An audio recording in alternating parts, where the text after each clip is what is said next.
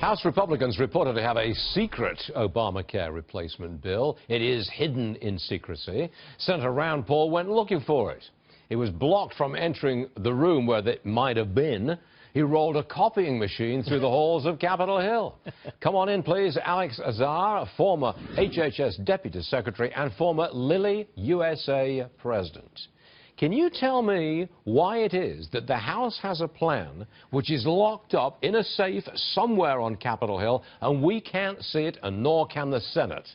What's going on? Hey, Stuart, great to talk with you again. Listen, like everybody, I want to see what's behind door number 3, okay? But what's going on now is they've got that legislation down at the Congressional Budget Office, the different parts of it, and they're analyzing each part, and they're just trying to see right now, does the math add up?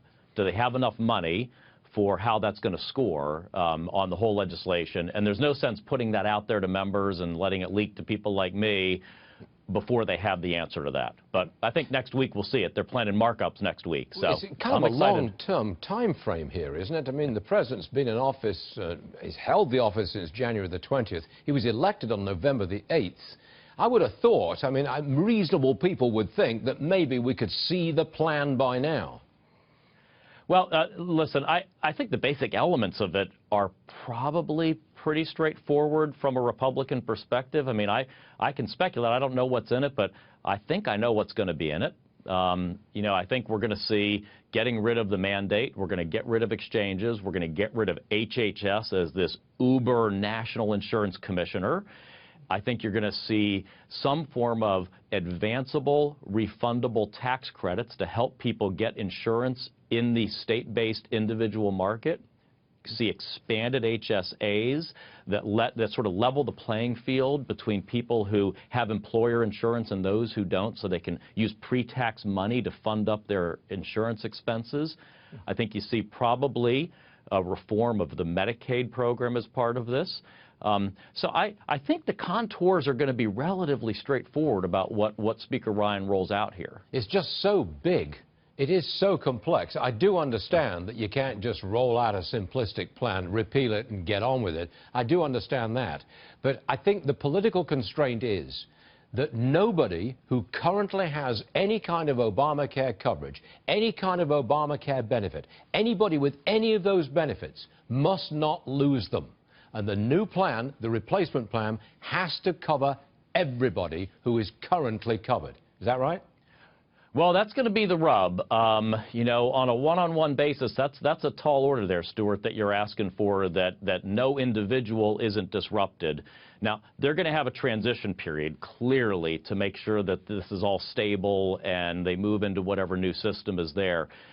The big issues are going to be how much do you subsidize that individual market? You know, where does the money come from? Where does the money exactly who pays, you know? Exactly. Because there may be a bit of a money issue here, because what's going to happen is it looks like they're going to get rid of a bunch of the taxes that Obamacare put on different industry sectors. Right. So then where do you get the money? Well, 2 places. One of them is going to be, do you pull back a bit on that federal share of Medicaid, on that expansion? Mm-hmm. The other is going to be capping the employer exclusion for health care benefits.